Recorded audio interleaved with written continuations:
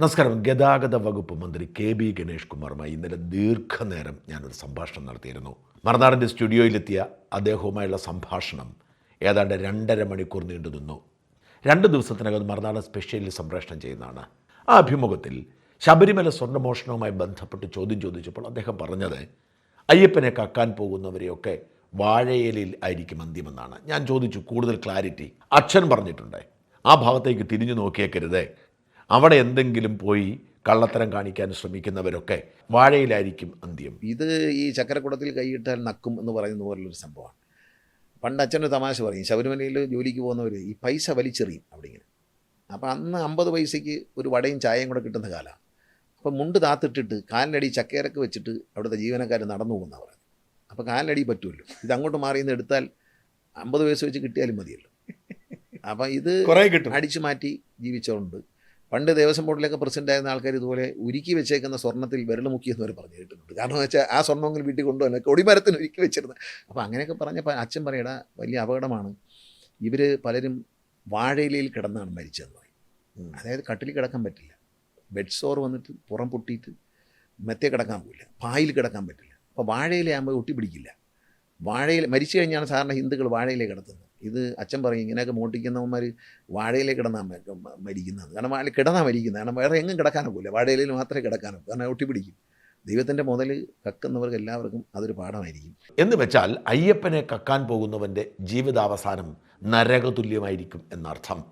എത്ര സ്വാധീനമുള്ളവനാണെങ്കിലും ഏതറ്റം വരെ പോയാലും അങ്ങനെ തന്നെയായിരിക്കും. ശബരിമല ക്ഷേത്രത്തിന് വർഷങ്ങൾക്ക് മുമ്പ് തീയിട്ട ഒരു നസ്രാണി കുടുംബം പൂർണ്ണമായും തകർന്നടിഞ്ഞതിൻ്റെ ചരിത്രം കാരണവന്മാർ പറഞ്ഞു നടക്കാറുണ്ട്. ഇതേ അവസ്ഥ തന്നെയായിരിക്കും ആനപ്പുറത്ത് ഇതുവരെ എഴുന്നള്ളി നടന്ന ഓരോ മഹാന്മാരുടെയും ജീവിതത്തിൽ എന്ന് തെളിയുകയാണ് ഓരോ ദിവസവും സംഭവിച്ചുകൊണ്ടിരിക്കുന്ന കാര്യങ്ങൾ. നോക്കൂ, ഏറ്റവും ഒടുവിൽ പുറത്തു വന്നിരിക്കുന്ന വാർത്ത എന്താണ്? ശബരിമല ഭഗവാനെ മോഷ്ടിക്കാൻ സന്നിധാനത്തെത്തിയ ആസ്ഥാന കമ്മി നേതാക്കന്മാരുടെ സ്വത്തുക്കൾ ED കണ്ടുകെട്ടുന്നു എന്നതാണ്.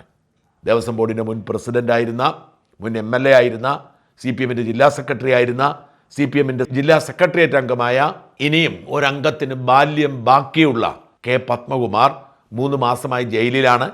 ജാമ്യം നിഷേധിക്കപ്പെട്ടിരിക്കുന്നു.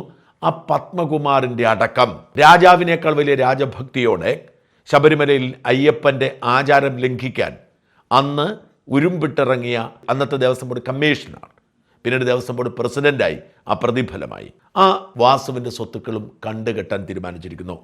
ഉണ്ണികൃഷ്ണൻ പോറ്റിയുടെ ഏതാണ്ട് 1.5 കോടിയോളം വിലമതിക്കുന്ന സ്വത്തുക്കൾ ഇതിനോടകം കണ്ടുകെട്ടിയിരുന്നു. ഇതിൻ്റെ കൂടെയാണ് സുകുമാരൻ നായരുടെ വത്സലപുത്രൻ എന്നറിയപ്പെടുന്ന പെരുന്നയിലെ മുരാരി ബാബുവിൻ്റെയും പത്മകുമാറിൻ്റെയും വാസുവിൻ്റേതും അടക്കം പല പ്രതികളുടെയും സ്വത്തുക്കൾ കണ്ടുകെട്ടാൻ ED നടപടികൾ ആരംഭിച്ചത്. കണ്ടുകെട്ടുക എന്ന് പറഞ്ഞാൽ അവരുടെ സ്വത്തെല്ലാം കൂടെ വാരിക്കെട്ടിക്കൊണ്ട് പോവുക എന്നല്ല, അവരുടെ സ്വത്തുക്കൾ മേൽ അറ്റാച്ച് ചെയ്യുകയാണ്. എന്ന് വെച്ചാൽ അവരുടെ വീട്ടിലും അവരുടെ മറ്റ് ആസ്തികളിലുമൊക്കെ കൊണ്ട് ബോർഡ് സ്ഥാപിക്കും. ഇത് കേന്ദ്ര സർക്കാരിൻ്റെ സ്വത്താണ്, ആർക്കും പ്രവേശനമില്ല എന്ന് പറയുന്ന ബോർഡ് സ്ഥാപിക്കും. നിയമപരമായി അതിലൊരു കുരുക്ക് ഉണ്ടാക്കി വെക്കും. അവർക്ക് തൽക്കാലം താമസിക്കാം, കൈവശം വയ്ക്കാം. കൃഷിഭൂമിയോ മറ്റുമാണെങ്കിൽ അത് ഉപയോഗിക്കാൻ പറ്റില്ല. വീട്ടിൽ താമസിക്കാൻ അനുമതി ഉണ്ടാവും. ആ ഭൂമി ഇനി സർക്കാരിൻ്റെ ഭൂമിയായി അവിടെ കിടക്കും, കാട് പിടിച്ച് കിടക്കും. എന്നിട്ട് എന്ത് സംഭവിക്കും?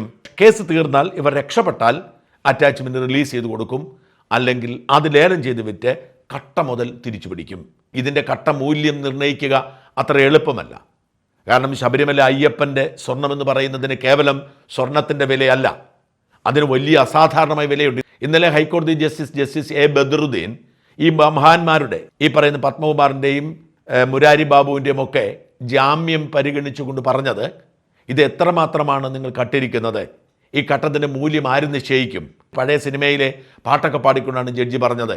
അതുകൊണ്ട് ഒരു തരത്തിലും ജാമ്യം തരില്ല എന്ന് പറഞ്ഞു. ബെല്ലാരി ജുവലറി ഉടമ ഗോവർദ്ധൻ്റെയും ജാമ്യം നിഷേധിക്കപ്പെട്ടു. അങ്ങനെയുള്ള ഗൗരവമുള്ളൊരു വിഷയം ഹൈക്കോടതിയിൽ 2 പരിഗണനയുണ്ട്. ഒന്ന് ദേവസ്വം ബോർഡ്, ഡിവിഷൻ ബെഞ്ചാണ്. ദേവസ്വം ബോർഡാണ് ഈ കേസ് പരിഗണിക്കുന്നതും മേൽനോട്ടം വഹിക്കുന്നത്. പക്ഷേ ജാമ്യാപേക്ഷ ചെല്ലുന്നത് അതൊരു നടപടിക്രമത്തിൻ്റെ ഭാഗമായാണ്. ഹൈക്കോടതിയിൽ ജാമ്യം പരിഗണിക്കുന്ന ജസ്റ്റിസ് ബദറുദ്ദീൻ്റെ ബെഞ്ചിലാണ്. 2 ബെഞ്ചും കർക്കശമായി ഈ ശബരിമല കള്ളന്മാരെ അകത്താക്കണമെന്ന വാശിയിലാണ്. ഇന്നലെയും അദ്ദേഹം ചോദിച്ചു, ഒരു DIGയുടെ പിതാവായതുകൊണ്ടല്ലേ നിങ്ങൾ KP ശങ്കരദാസിനെ ഒന്നും തൊടാത്തത്? അയാൾ ആദ്യമേ കേസന്വേഷണം തുടങ്ങിയപ്പോൾ അന്വേഷണ സംഘത്തിൻ്റെ മുമ്പിൽ ഒരാരോഗ്യ പ്രശ്നവുമില്ല ചെന്നതല്ലേ? പ്രതി ചേർത്തപ്പോഴല്ലേ അദ്ദേഹത്തിന് പെട്ടെന്ന് പക്ഷാഘാതം വന്നത്? ഇതെന്തുവാ നിങ്ങൾ ഈ ചെയ്യുന്നത്? ആ മെഡിക്കൽ റെക്കോർഡെല്ലാം കൊണ്ടുവരൂ, ഇതൊക്കെ ശരിയല്ല എന്ന് ഇന്നലെയും ഹൈക്കോടതിയിൽ ജസ്റ്റിസ് ബദറുദ്ദീൻ നിശിത വിമർശനത്തിലൂടെ പോലീസിനെ വിമർശിച്ചു. ഒരു വശം അങ്ങനെ നടന്നുകൊണ്ടിരിക്കുകയാണ്. അതിനിടയിലാണ് നമ്മൾ കേൾക്കുന്നത് പൂർണ്ണമായും അവരുടെ സ്വത്തുക്കൾ ജപ്തി ചെയ്യാൻ നടപടിയെടുത്തു എന്ന് വെച്ചാൽ അയ്യപ്പൻ്റെ മോഷ്ടിച്ചെടുത്തുകൊണ്ടിരിക്കുന്ന സ്വർണമൊന്നും അവർക്കുണ്ണാൻ ഭാഗ്യം ലഭിക്കില്ല. അതൊക്കെ ഇങ്ങനെ കാട് പിടിച്ച് കിടക്കും. ഇവർ നരകതുല്യമായ ജീവിതം ഈ ജയിലിൽ കഴിയേണ്ട സാഹചര്യമുണ്ടോ? ഉണ്ണികൃഷ്ണൻ പോറ്റിയുടെ കാര്യം ഓർക്കൂ. ആദ്യത്തെ കേസിൽ 3 മാസം കഴിഞ്ഞപ്പോൾ ലഭിക്കേണ്ട സ്വാഭാവികമായ ജാമ്യമുണ്ട്, അത് ലഭിച്ചു. കുറേ ജാമ്യ വ്യവസ്ഥകളോടെ ലഭിച്ചു. അതായത് കുറ്റപത്രം സമർപ്പിച്ചില്ലെങ്കിൽ ഏത് പ്രതിക്കും 3-ാം മാസം ജാമ്യം ലഭിക്കും. ഇനി രണ്ടാമത്തെ കേസിൽ കിടക്കുന്നത് കൊണ്ട് ഇതുവരെ അയാൾക്ക് പുറത്തിറങ്ങാൻ കഴിഞ്ഞിട്ടില്ല. ഈ രണ്ടാമത്തെ കേസിലും ഈ മാസം അവസാനം 3 മാസം പൂർത്തിയാകും. അതിനു മുമ്പ് കുറ്റപത്രം സമർപ്പിക്കാൻ കഴിഞ്ഞില്ലെങ്കിൽ ഒരുപക്ഷെ 2 കേസിലും ജാമ്യം ലഭിക്കുന്നതുകൊണ്ട് പുറത്തു വരാം. പക്ഷേ വേറെയും കേസുകളുണ്ട്. ഈ 2 മോഷണ കേസ് മാത്രമേ രജിസ്റ്റർ ചെയ്തിട്ടുള്ളൂ. അവിടെ കാണിക്ക മുതൽ വഴിപാട് വരെ തട്ടിപ്പാണ്. ഇതിനൊക്കെ നേതൃത്വം കൊടുത്തവർക്കെതിരെ, ഇതിനൊക്കെ ചുക്കാൻ പിടിച്ച് ഇടനില നിന്നവനെതിരെ ഇനിയും കേസെടുക്കാൻ ഒരു പ്രശ്നവുമില്ല. പോലീസിന് കേസെടുക്കാം, അറസ്റ്റ് രേഖപ്പെടുത്താൻ, നിലനിർത്താം. അല്ലെങ്കിൽ തന്നെ ED എത്തിക്കഴിഞ്ഞു. ED ചെറുതായല്ല എത്തിയെന്ന് ഓർക്കണം. ഭഗവാന്റെ കോപം എത്ര ശക്തമായിരുന്നു എന്നതിൻ്റെ മറ്റൊരു തെളിവാണിത്. ഞാൻ പലതവണ പറഞ്ഞിട്ട് കലിയുഗ വരദനാണ്, നിസ്സാരക്കാരനല്ല, കലിയുഗ വരദനാണ്. കലിയുഗത്തിൻ്റെ ക്ഷേമം പാലിക്കേണ്ടവനാണ്. അപ്പോൾ അധർമ്മത്തോട് വിട്ടുവീഴ്ചയില്ലാതെ യുദ്ധം പ്രഖ്യാപിക്കും. എൻഫോഴ്സ്മെന്റ് ഡയറക്ടറിന്റെ കടന്നുവരവിൽ 110 ഉദ്യോഗസ്ഥന്മാർ കേന്ദ്രസേനയുമായി എത്തിയിട്ട് 26 ഇടങ്ങളിൽ റെയ്ഡ് നടത്തി.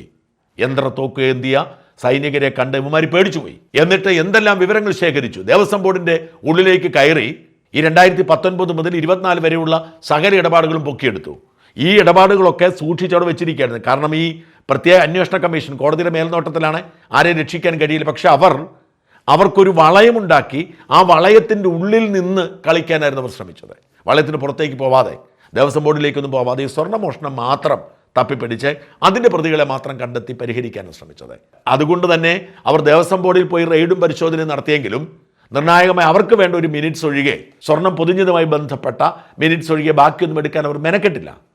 എന്നാൽ 2019 മുതൽ 24 വരെ ശബരിമലയുമായി ബന്ധപ്പെട്ട എല്ലാ ഫയലും തൂക്കിയെടുത്തുകൊണ്ട് ED പോയി.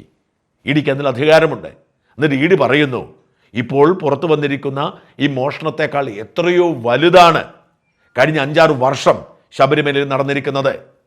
അവിടുത്തെ വഴിപാടുകളും പൂജകളും ഒക്കെ തട്ടിപ്പാണ്.